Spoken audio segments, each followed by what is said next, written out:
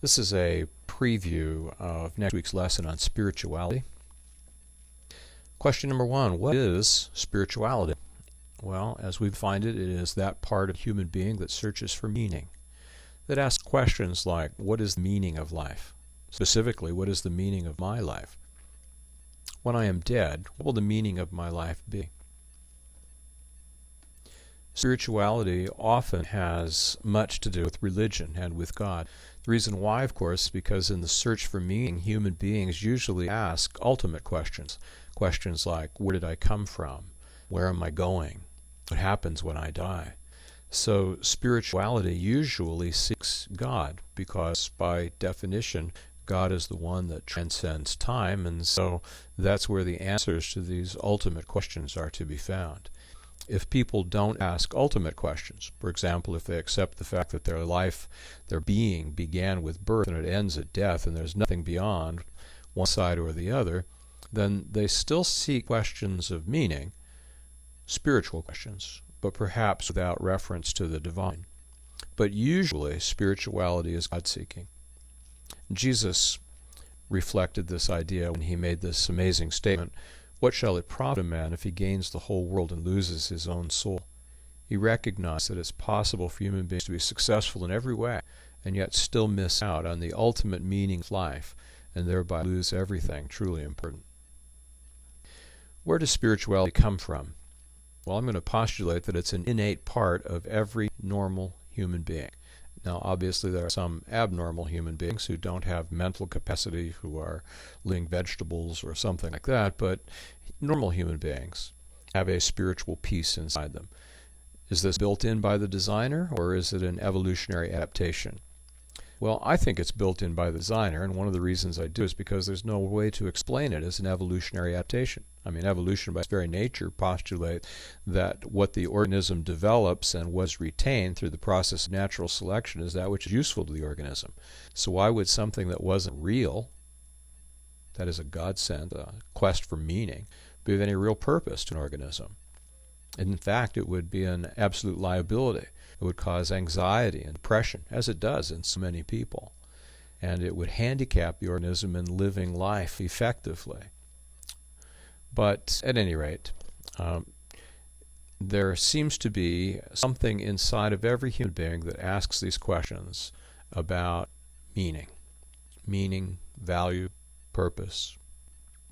And I think it's built in. You could compare it, for example, to other kinds of built-in human functions like sexuality. Obviously, sexuality has a reproductive function, and so from an evolutionary point of view, it certainly is necessary to pass on genetic material from one generation to the next. But every human being who's ever experienced sexuality knows that sexuality has another side to it as well, a side of tenderness and intimacy and relationship and romance and love. And just what are the functions of those things? Well, they seem to promote connection.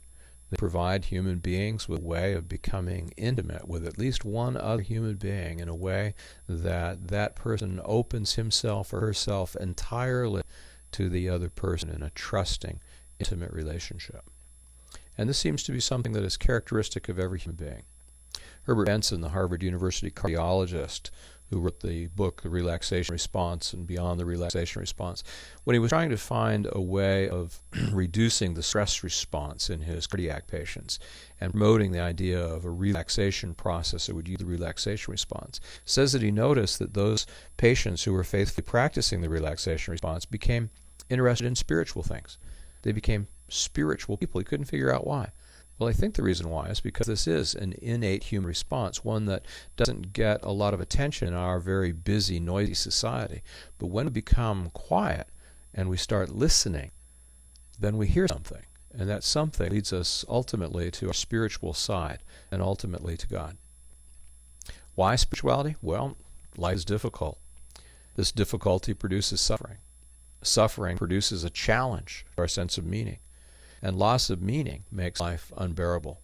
As Viktor Frankl said in his book, Man's Search for Meaning, man can endure almost any how as long as he has a why. Human beings can go through tremendous suffering. They can rise above all kinds of calamities and misfortunes if they have a sense of meaning. and it's spirituality that discovers meaning in life.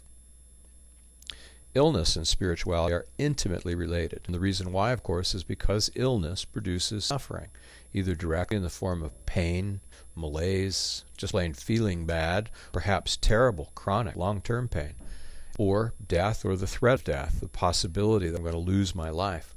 And this produces a loss of meaning. Ill people always ask questions about why. Why me? Why now? What did I do wrong? Why my family? Why my kid? Why my wife?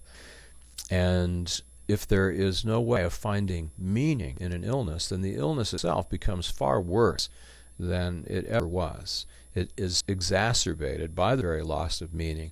Overlaid on the illness with its physical suffering are emotional and mental and social levels of suffering. Spirituality, on the other hand, promotes healing by bringing meaning into illness. And it does this, of course, on several levels: personal levels, social levels, eternal levels.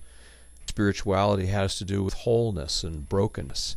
It starts with the premise that human beings are created to be whole, living in a whole world as a part of a whole universe, that brokenness came into this universe and that this brokenness has profoundly and adversely affected every human being, but that spirituality is a force for wholeness. It's a force for integration in the face of disintegration.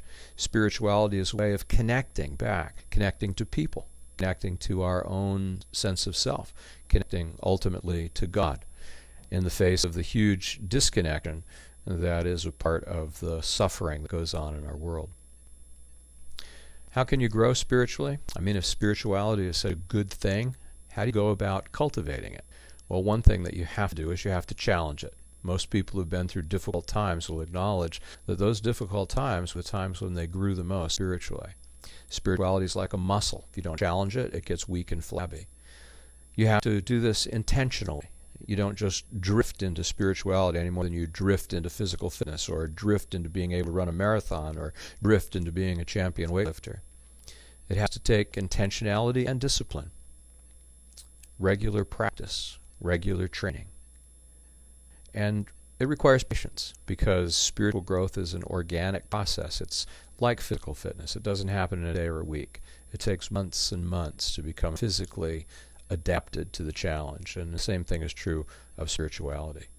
But people who have done it will testify that it's well worth it. And all through the ages, there have been great practitioners of spirituality who have accomplished amazing things and who have kept their stability in very, very difficult times, including serious illness and stress.